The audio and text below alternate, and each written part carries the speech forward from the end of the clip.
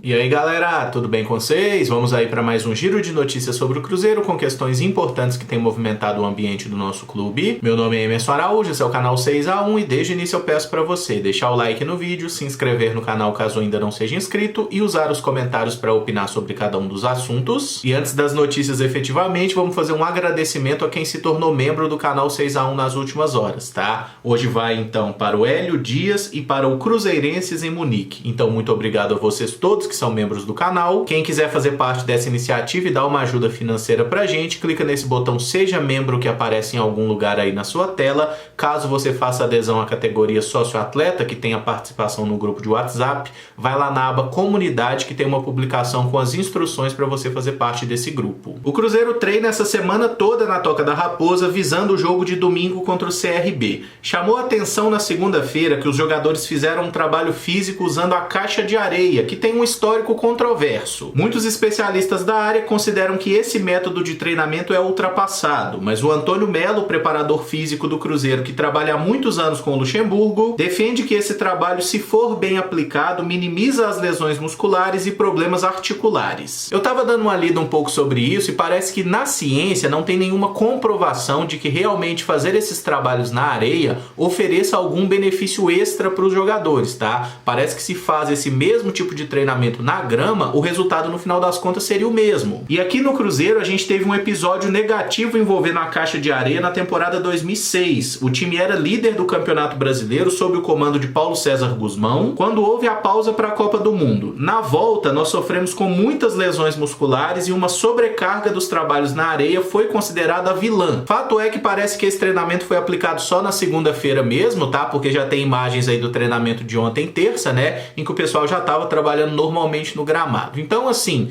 se é realmente um método ultrapassado, se é o melhor, é muito difícil a gente saber, até porque somos leigos no assunto, né? O que a gente torce é para que os profissionais da comissão técnica do Cruzeiro saibam muito bem o que estão fazendo e que esses trabalhos tragam um resultado positivo pra gente. Mas como gato escaldado tem medo de água fria, né? Toda vez que eu vejo aí falar que o pessoal do Cruzeiro vai fazer trabalho na caixa de areia, eu já fico com um trem ruim, tá? Já me dá um pouco de medo aí de que aconteça aquilo que aconteceu em 2006, né? Mas enfim, vamos bater na madeira, tomara que não aconteça nada disso, porque a gente precisa de todo mundo inteiro para conseguir essa sequência de vitórias que é muito improvável, mas é possível, né? E a única forma da gente conseguir brigar pelo acesso é se conseguir isso. Luxemburgo terá mais um desfalque no time para o jogo de domingo contra o CRB. O Marcelo Moreno terá que se juntar à seleção boliviana para os jogos das eliminatórias. E a federação não liberou que ele se apresentasse após a partida. O Moreno também não jogará contra Goiás e Ponte Preta e talvez fique fora contra o Operário. Como se trata de data FIFA, os clubes não têm o poder de vetar a liberação do atleta, de escolher data, nada disso, tá? É data FIFA, tem que liberar os jogadores para suas seleções. Parece que o Cruzeiro tentou ainda uma liberação, né? Mas os bolivianos não aceitaram, até porque como a partida que eles vão realizar é na altitude, o jogador precisa ali de uma aclimatação, digamos assim, né? Voltar para aquela realidade da altitude para que o Marcelo Moreno não sinta a altitude como os adversários vão sentir. Então o Luxemburgo vai ter que achar outra solução para o ataque, né? Nesse momento os nomes que aparecem como os principais postulantes aí são o Rafael Sobis e o Thiago. Para mim, o Thiago merece essa oportunidade, até por ter feito o gol recentemente no jogo contra o Náutico e porque o Rafael Sobis já teve muito mais oportunidade que o Thiago e também não entregou grande coisa, né? Nenhum dos dois conseguiu entregar muita coisa, mas o Thiago sempre entrando no final das partidas e o Rafael Sobis começando, jogando muitas partidas e ocupando muito pouco aquela função do atacante. O Sobis se mexe demais e quando a gente precisa ter um cara na área, raramente ele está lá. Então eu prefiro o Thiago, mas gostaria que vocês opinassem aí sobre qual acham que seria a melhor solução para o Cruzeiro nesse jogo contra o CRB sem o Moreno. E o zagueiro Ramon concedeu entrevista coletiva na Toca e reforçou a importância de aproveitar o bom momento para emplacar uma sequência de vitórias. Disse que o objetivo do Cruzeiro sempre foi o acesso, mas que agora com a chegada do Luxemburgo que as coisas começaram a caminhar bem. Ter passado essas duas últimas partidas partidas sem sofrer gol certamente gera um aumento de confiança muito grande para esse sistema defensivo do Cruzeiro, né? Que estava muito mal. O Cruzeiro até pouquíssimas rodadas atrás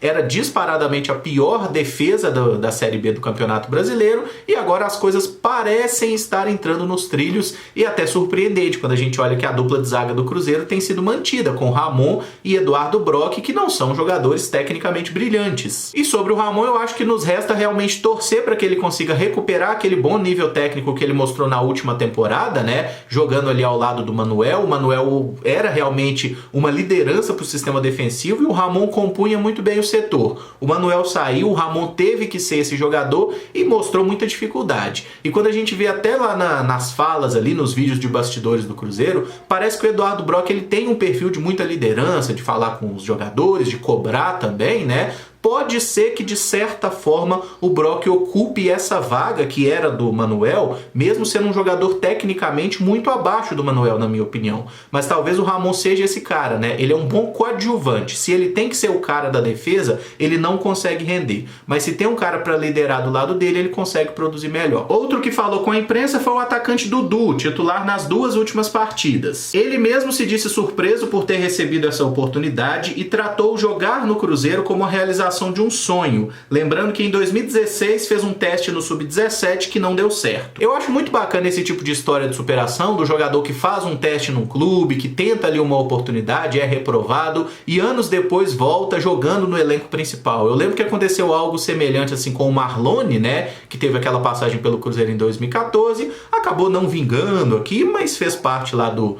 elenco Campeonato Brasileiro, e agora o Dudu tem uma história similar. E o que eu acho no Dudu é que ele deveria se mostrar um pouco mais ligado nas partidas, tá? E ele me parece ser um jogador que se desconcentra com muita facilidade, né? E que às vezes não consegue reagir àquilo que o jogo tá pedindo, tá? Eu sinto que o Dudu, o pau tá quebrando e ele tá ali em outra sintonia, em outra rotação. Parece ser um jogador que tem alguma habilidade com a bola no pé, que sabe dar um drible, gosta de ir pra cima, mas ele tem que se ligar um pouco mais na partida. Como a gente tem o Bruno José e o Wellington Nem, que são aí os titulares em condições ideais, né? Aparece uma alternativa pro Dudu ser um reserva, um cara que vai entrar nos jogos. Então tomara que ele aproveite essa chance, né? Porque convenhamos, o cara tava no Primavera na 3ª divisão do Campeonato Paulista. Recebeu essa chance no Cruzeiro. Ele tem que tentar agarrar. Circulou nas últimas horas a especulação que o Red Bull Bragantino teria interesse na contratação do volante Adriano, mas segundo Samuel Venâncio, setorista da Rádio Itatiaia, a informação não procede e o clube paulista não tem nenhuma proposta engatilhada por ele no momento. Eu torço muito para que essa apuração do Samuel se concretize, tá? Que realmente a coisa não mude nas próximas horas, porque para mim o Adriano é um dos jogadores mais importantes do time do Cruzeiro nesse momento